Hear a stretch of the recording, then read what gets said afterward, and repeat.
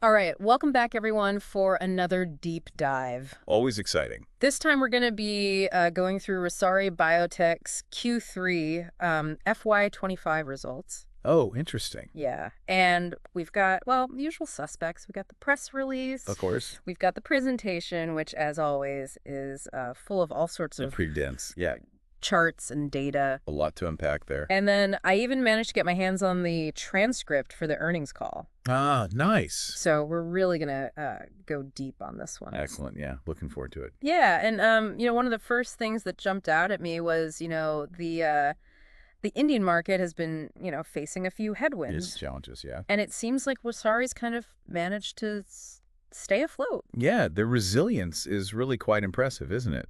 It seems that, some of their strategic decisions, particularly focusing on, bolstering their export market presence, has really helped them weather the storm, facing difficulties at home. Yeah, absolutely. And it's not like they're just, treading water either. It seems like they're making some pretty big moves Oh, to absolutely. position themselves for future growth. Yeah. But it seems like some of these moves are kind of putting a little bit of a squeeze on their profitability, at least in the short term. Yeah, that's a really key observation, I think. Their commitment to innovation and sustainability is really apparent. Mm-hmm. But, these efforts, they do often come with these upfront costs, right? So it's that classic question, short-term profits or invest for future growth. And, Rossari seems to be betting on the latter, which, carries some risk, but also could lead to some substantial rewards down the line if those investments pay off. Okay, so let's dive into some of these numbers. So Q3 revenue came in at 512.7 crore rupees. That's a 10.5% jump compared to the same period last year. Wow. So, I mean, given the, less than ideal conditions in the market, that's not too shabby. Not at all. And what's really interesting is that, this growth isn't just driven by price increases. They're actually selling significantly more product, which really speaks volumes, I think, to the effectiveness of their strategies, particularly when it comes to, securing new customers. Now, their earnings before interest, taxes, depreciation, amortization, also known as EBITDA, also saw a little bit of an uptick. It went up by about 1.7% to 64.8 crore. Okay. However, the EBITDA margin, which, basically tells us how much profit they're making for every rupee of revenue, that dipped a little bit to 12.6% compared to 13.7 last year. Right. Now, they attribute this to these strategic investments that we've been talking about. Right. But, I imagine investors are going to be watching those margins pretty closely going forward. Oh, absolutely. It's that classic trade-off we were talking about. Yeah. Short-term profits versus investing for future growth. It's a strategy that, like I said, carries some inherent risks, but it could lead to some really substantial rewards if those investments, ultimately do pay off. So where is this growth coming from? Well, exports were a standout performer. They showed a 21% jump year on year. So it seems like those efforts to expand internationally are really starting to bear fruit. It really seems like it. And, what's really fascinating about, their export strategy is that, it's not a one-size-fits-all approach. It's not simply offering the same products that they're selling domestically. They're really developing these customized solutions and emphasizing sustainability and aligning themselves with these sort of emerging global trends, which I think is key in terms of differentiating themselves in this competitive market. Right. And it's not just, a couple of key products driving this growth. It's all three of their business segments. So we've got home, personal care, and performance chemicals, also known as HPPC. We've got textile specialty chemicals, or TSC. And then we've got animal health and nutrition, Right. AHN, all recorded strong volume growth.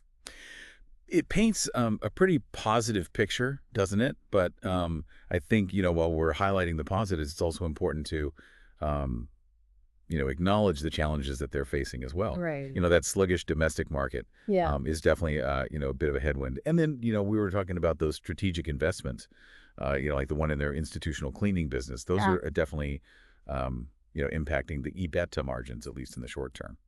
Right. And then there's this looming issue of, potential constraints on the supply of ethylene oxide, or EO. Oh, yeah. Right. Apparently, their sole supplier, Reliance, is experiencing some delays in their expansion plans. And, EO is a critical raw material for a lot of Rossari's products. Right. So any kind of shortage could really impact their ability to meet this growing demand that they're seeing. Absolutely. That dependency on a single supplier for such a vital ingredient is definitely, something to keep an eye on. It does raise some questions about, their vulnerability to potential supply chain disruptions. Hmm. So it'll be interesting to see, do they have any contingency plans in place? Could they, look at diversifying their sourcing? These are all, questions that I'm sure investors will be, keen to get answers to. So let's move on to some of the notable developments that are highlighted in the report and the presentation. Okay. So it seems like those capacity expansion projects that they've been working on are progressing pretty well. Good. The facilities at Dahej and Unitop Chemicals, those are both expected to be operational in stages over the coming quarters. Okay. So these expansions, I think, are pretty critical, for Rossari's future. It's not just about boosting production capacity, it's also about, enabling them to better serve these higher growth segments. They're making this big bet on future growth, and these projects are, a key part of that wager. Absolutely. Now, another area that I found pretty interesting was their institutional cleaning business, Buzil Rossari. Okay. So they're seeing some pretty impressive year-on-year growth. We're talking 50%. Wow, that's fine. Yeah. So huge growth, but it's not really contributing much to their EBITDA, at least not at the moment. Yeah, and what I find so fascinating about this particular venture is their strategic approach. Yeah. They're not content with just selling, cleaning chemicals. They're really positioning themselves as this comprehensive hygiene solution provider, Right. offering everything from, equipment, tools, full suite of services. Mm-hmm. So this shift towards a more, holistic service-oriented model, I think, is a really savvy move. And it could potentially be, much more sustainable and profitable revenue stream down the line. Yeah, and let's not forget, their continued emphasis on green and sustainable solutions, which, as you mentioned earlier, I mean, that's a smart move in today's market. It's not just a smart move, it's really becoming essential. Consumers are demanding eco-friendly products. Investors are rewarding companies that prioritize, sustainability. Yeah. And Rossari is responding to this, minimizing their environmental footprint and offering these products that meet those evolving expectations. So, it's a win-win for them, their customers, and the planet. So what does the future hold for Rossari? Well, they're talking about expanding their product portfolio, deepening relationships with existing customers, and even exploring new business lines. Okay. And they'd even hinted at, potentially pursuing inorganic growth, meaning acquisitions, to really expand their reach. They're clearly in growth mode. Yeah. And they're not afraid to be ambitious, which is great. Yeah. But, this aggressive strategy also comes with, its own set of inherent risks. Acquisitions in particular can be very tricky. They need to be able to identify the right targets, integrate those targets effectively, and avoid overpaying or disrupting their existing operations. Yeah. All right. So now let's dig into some of the more specific questions that came up during that earnings call. Okay. So it seemed like the analysts were particularly interested in understanding the impact of those EO capacity constraints that we were talking about. Right. And then also, they wanted to get a sense of, is this recovery in their textile business? Is that sustainable? And what's the long-term profitability outlook for that institutional cleaning venture? That EO situation is definitely a major concern.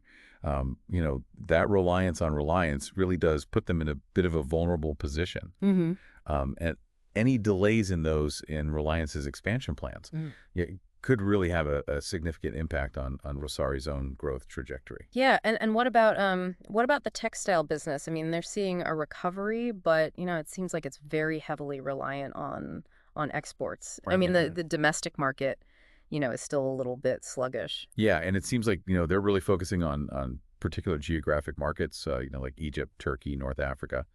And they're seeing strong demand for their textile products in those regions. Mm-hmm. And, they believe that they can sustain that momentum by targeting, large corporate clients Mm-hmm. who value, quality and consistency. So rather than just chasing volume, in a weaker market, Right. they're going after a more, I guess, a targeted high value segment. Yeah. But, it all comes down to, can they make money doing this? I mean, revenue without profit is Exactly. Yeah. it's kind of a It's an empty victory, as yeah. they say. Yeah. You're absolutely right. Profitability is key, and the analysts were, really keen to understand, how does Rossari plan to improve their margins, especially in light of all of these, ongoing investments in these new areas like institutional cleaning.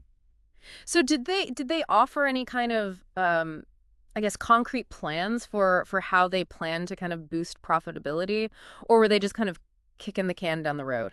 Well, I think, they acknowledge the pressure on margins, and they primarily attribute it to, these upfront investments that they're making. Yeah. But they also, expressed confidence that they'll see improvements as these new businesses scale and as they achieve, what's known as operating leverage. Yeah. So basically, becoming more efficient and spreading their fixed costs over a larger revenue base. So basically, they're just asking investors to be patient Yeah. and trust that these investments will pay off. Yeah, it's a little bit like saying, hey, we're spending a lot of money now, but it's going to be amazing later, we promise. Oh. It does require a little bit of leap of faith, doesn't it? But they did point to, the expansion of their gross margins, which basically means they're making more profit on each product that they sell Okay. as an indication that their core operations are healthy. Mm-hmm. So the drag on the overall profitability seems to be coming primarily from these new ventures that they're, pouring money into. Right. So the core business is solid, Right. but those big bets that they're making, Yeah. those are the big question marks. Precisely. And one analyst even questioned whether, this aggressive expansion into equipment and tools was taking them too far away from their, core competency as a manufacturer Right. and turning them into more of a trading company. That's interesting. What was their response to that? Well, their argument was that offering these additional products and services is crucial to winning over, those big institutional clients Mm-hmm. who are looking for this one-stop solution for all their hygiene needs. Okay. And they believe that their existing manufacturing expertise gives them an advantage in understanding and sourcing, high-quality equipment and tools. So they see it as a natural extension of their expertise, not kind of a risky departure from their core business. Right. I guess time will tell if that strategy pays off. Indeed.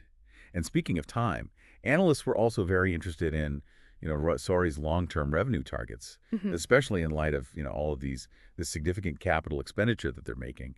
And they talked about, aiming for a 4 times asset turnover, which, in simpler terms, that means generating 4 rupees in revenue for every 1 rupee invested in assets. Okay, so that sounds pretty ambitious. It is a bold target. But remember, they're backing up their words with, significant investment in capacity expansion, new product development, Yeah. international expansion. All right, so let's switch gears for a second and talk about Visual Rossari, that institutional cleaning business. Yeah.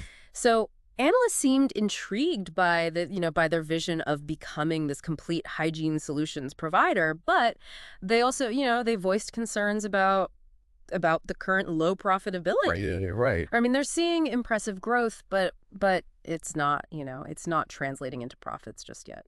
Yeah, and Rossari's explanation was that, their initial focus is really on building this comprehensive offering. Mhm. This means, investing heavily in equipment, tools, service infrastructure. So classic land grab strategy. Exactly. They're betting that by becoming this, one-stop shop for all things hygiene, they'll be able to attract, a larger customer base and build long-term loyalty, which will then, ultimately drive profitability.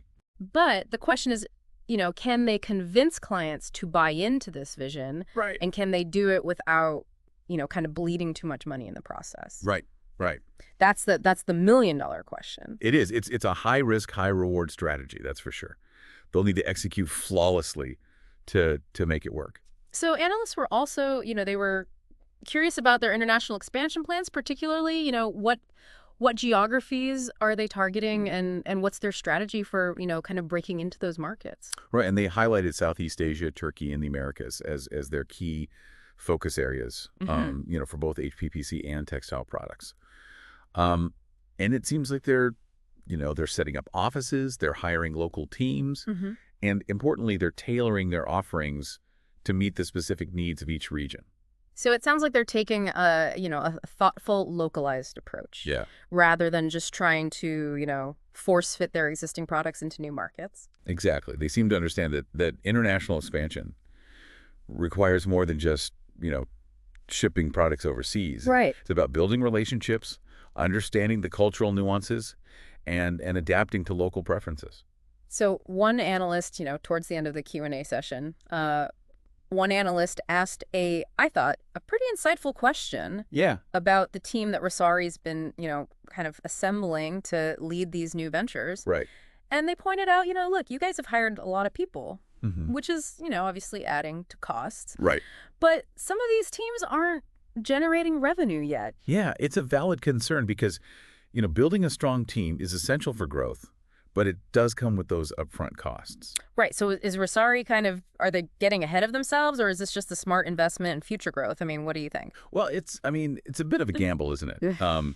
They're betting that these new teams will, pay off once their products and expansions are fully up and running. So essentially, they're asking investors to trust that they have the right people in place That's right. to execute on these ambitious plans. Exactly. It's a bit of a leap of faith, but it also signals their commitment to growth, doesn't it? Yeah. They're not just talking about it. They're putting their money where their mouth is and building the team that they believe can make it happen.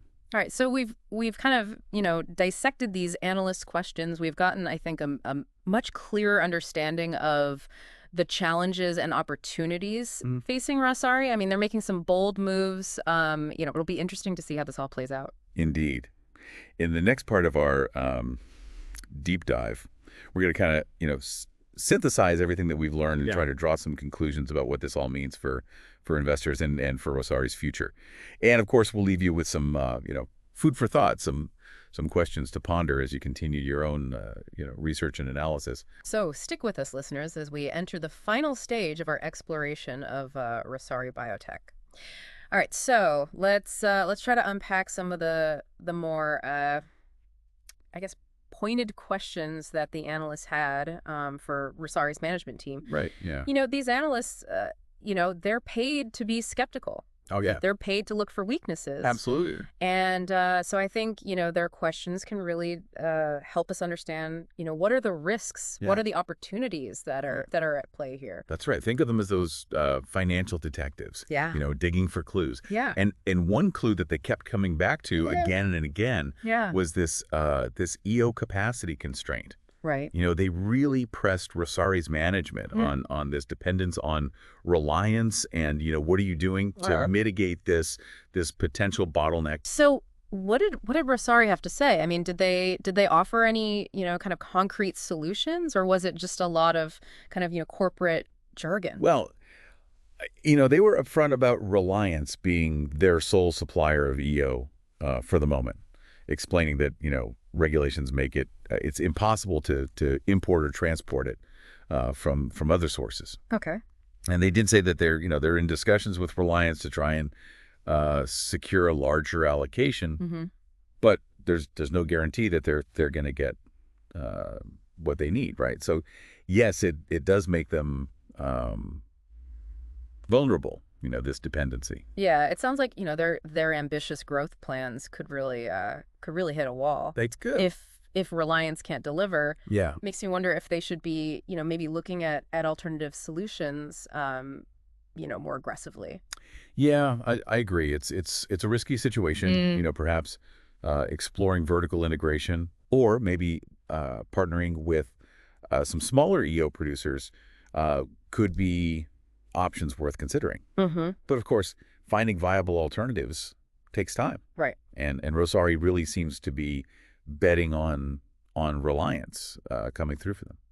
Okay, so let's move on to their textile business. They're seeing a recovery, but analysts were, I think, a little skeptical about its sustainability, especially given, the kind of weak domestic market. Right, right. So what was Rossari's kind of take on that?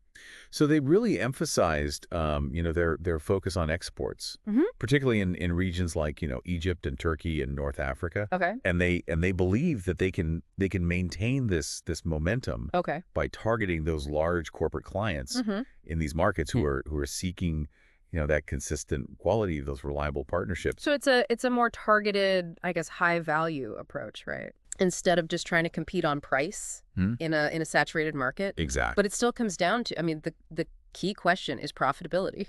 It is, yeah. Revenue Yeah. growth is great, but it's meaningless if it doesn't translate into, actual profits. Yeah. Analysts want to know how does Rossari plan to improve margins, especially with these ongoing investments in new areas like institutional cleaning. Right. And did they provide any I guess concrete Yeah. plans for how they're gonna, sort of boost profitability, or were they just uh kicking the can down the road? Right.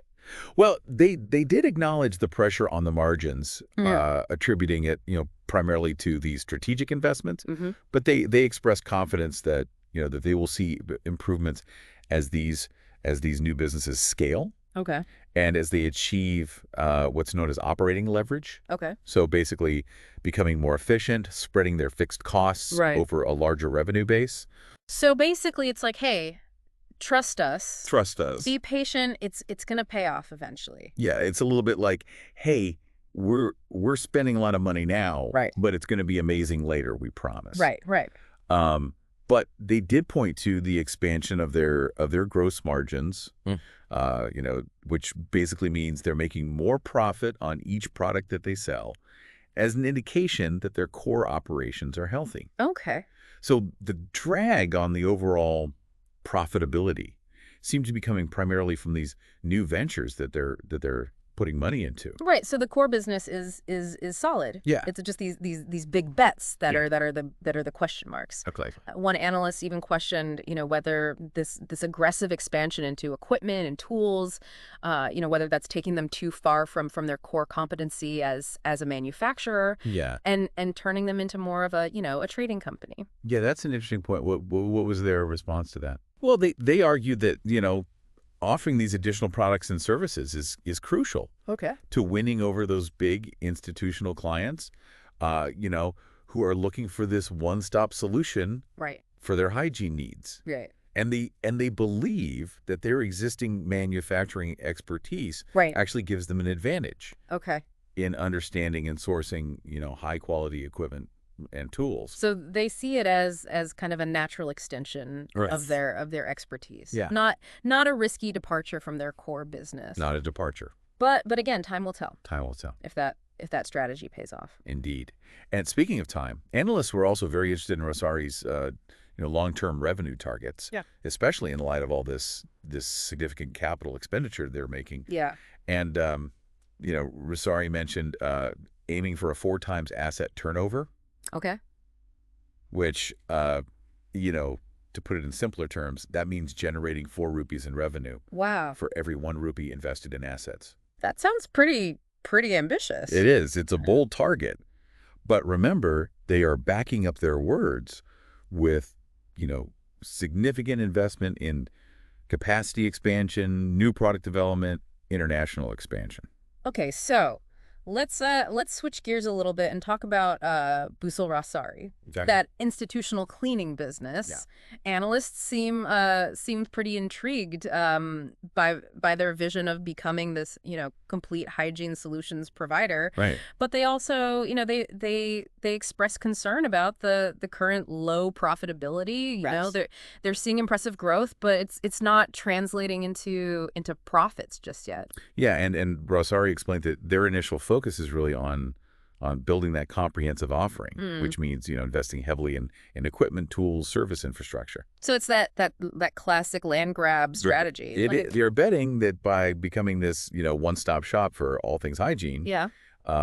they'll be able to attract a larger customer base. Right. Build that long-term loyalty, which will then ultimately drive profitability. But can they convince clients to buy into this vision? Right. That's the question. And can they do it without, bleeding too much money Yeah. in the process? Yeah, those are the million-dollar questions, aren't they? Oh, It's a high risk, high reward strategy, that's for sure. They'll need to execute flawlessly to make it work. So analysts were also curious about their international expansion plans. Hmm. In particular, what geographies are they targeting, Right. and what's their strategy for breaking into those new markets? Right, and they highlighted Southeast Asia, Turkey, and the Americas as Okay. their key focus areas for both, HPPC and textile products. Um, and it seems like they're setting up offices, hiring local teams, Okay. and importantly, tailoring their offerings Right. to meet the specific needs of each region. So it sounds like they're taking a much more, I guess, thoughtful, Mm. localized approach Yeah, than just, here's the product, take it or leave it. exactly. They seem to understand that international expansion Mm-hmm. requires more than just, shipping products overseas. It's about building those relationships, understanding cultural nuances, and adapting to local preferences. Now, towards the end of the Q&A session, one analyst asked I thought, a pretty insightful question about the team that Rossari's been assembling to lead these new ventures. Right. And they pointed out that, the company's hired a lot of people, They have. which, adds to costs, obviously. Of course, yeah. But some of these teams aren't, they're not generating revenue yet. Right, right. So is Rossari kind of getting ahead of itself here, Right. or is this just a smart investment Yeah. in future growth? It's a bit of a gamble, isn't it? They're betting that these new teams will pay off once their products and expansions are fully up and running. So it's another kind of Leap of faith. trust us moment, Yeah, trust us. Yeah, right? For the investors. it is. Yeah, it's another leap of faith, but it's also, it also signals their commitment to growth. Right. They're not just talking about it. Right. They're putting their money where their mouth is. Yeah. And building the team that they believe can make it happen. All right. So we've really dissected these analyst questions. We have. And gotten, I think, a much, much clearer understanding of the challenges and the opportunities Yeah. facing Rossari. Mhm. And, they're making some bold moves, and it's going to be very interesting to see, how it all plays out. Indeed, indeed. And in the final part of our deep dive, we're going to kind of, try to synthesize everything that we've learned and draw some conclusions about what this all means for investors and for Rossari's future. Okay. And of course, we'll leave you with some food for thought, Right. some questions to ponder as you continue your own research and analysis. So stick with us, listeners, as we enter the final stage of our exploration of Rossari Biotech. Yeah.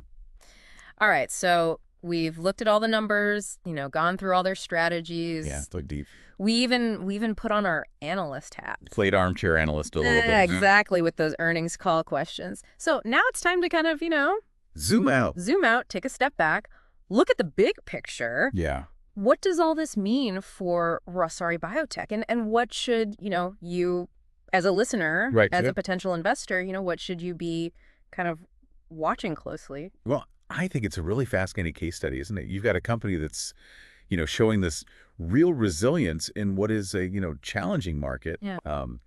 They're growing revenue, they're expanding their international footprint, and they're making these significant investments in areas that, really have that long-term potential, like sustainability, that institutional cleaning play. It's not like it doesn't seem like they're just reacting to the market, right? Yeah. It feels like they're really trying to Shape it. shape it. Yeah. Be proactive. Yeah, even if it means, maybe taking a bit of a hit to profitability in the short term. Exactly. But that's where it gets kind of tricky, right? Because while the ambition is impressive, there are some, pretty big ifs hanging over their future. Ifs. That EO capacity constraint, that's a major, major vulnerability. Absolutely. Like a ticking time bomb. ticking time bomb, yeah. Sitting under those growth plans. If Reliance stumbles, Rossari could be in real trouble. Yeah. It seems like they're putting a lot of eggs in one basket. Yeah, I think there's certainly a risk there. Yeah. And even if even if they can secure that EO supply. Yeah. A lot has to go right for their plan to really work, right? Right.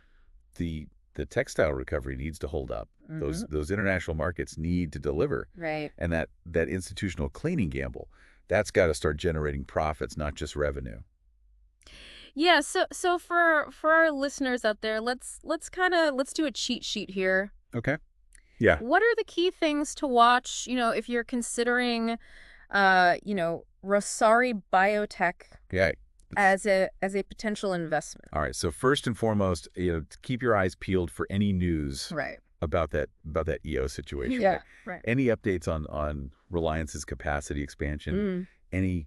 any kind of whispers about Rossari finding those alternative sources, that's going to be crucial information to have. And second, I think, track the performance of those export markets that they're banking on. I mean, are they maintaining that growth? Right. Are they winning those big corporate clients? Are they Yeah. really, embedding themselves in those new regions? Yeah. I mean, the numbers tell the story. Absolutely. Yeah. Third, watch those margins carefully. Are they managing to squeeze more profit out of every rupee of sales?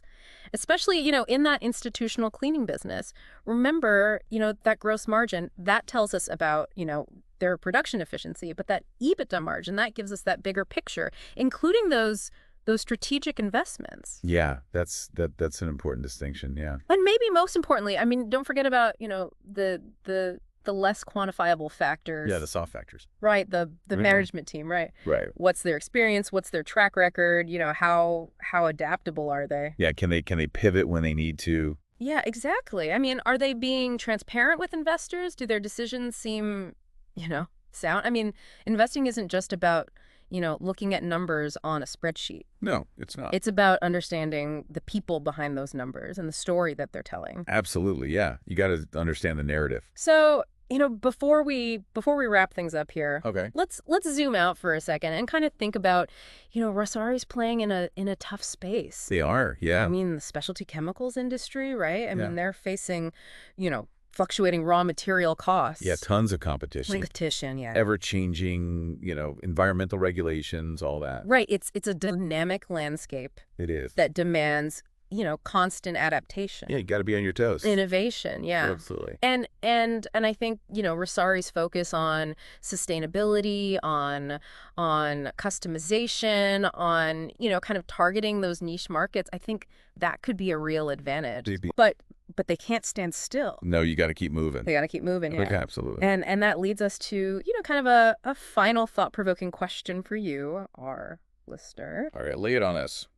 How will this growing emphasis on sustainability really reshape the kind of the competitive landscape in this industry, in the specialty chemicals industry? That's a great question. Will it just become, table stakes? Right, like the bare minimum. Yeah, like the bare minimum to even compete? Yeah. Or will it be, a real differentiator? Right. Right, a way for companies like Rossari to really, stand out, attract, maybe premium You customers. command higher prices, yeah. Yeah, command higher prices. I mean, it's something to ponder as you continue, your own kind of research and exploration Absolutely. of Rossari and of the wider industry, because just like this deep dive, the learning never really ends. That's right. The journey continues. Well, hey, thanks for joining us on this journey.